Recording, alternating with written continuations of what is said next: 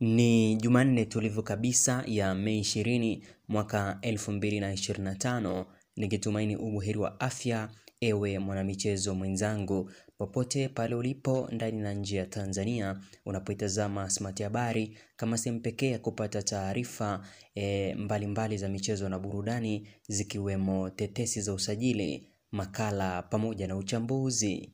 Kama ni mara ya kwanza unajiunga nasi na labda ungependa kupata taarifa zetu pindi tu tunapoziweka hapa, ni kusihi usubscribe kisha ubofye alama ya kengele. Sote kwa pamoja tunafahamu timu ya Dar es Salaam Young Africans chini ya uongozi makini wa Engineer Hersi Ali Saidi inajiandaa kwa msimu ujao wa 2025-2026, ikitarajia kushiriki katika michuano mbalimbali kama vile NBC Premier League, CRDB Federation Cup pamoja na ile kombe la klabu bingwa barani Afrika. Sasa Yanga inahusishwa na usajili wa mchezaji gali winga machachari kweli kweli, raia wa Angola mwenye umri wa miaka 24 ambaye anatajwa kuziba nafasi ya Stephane Aziz Ki ambaye duru zinaarifu kwamba tayari ameshajiunga na Wydad Casablanca ya nchini Morocco.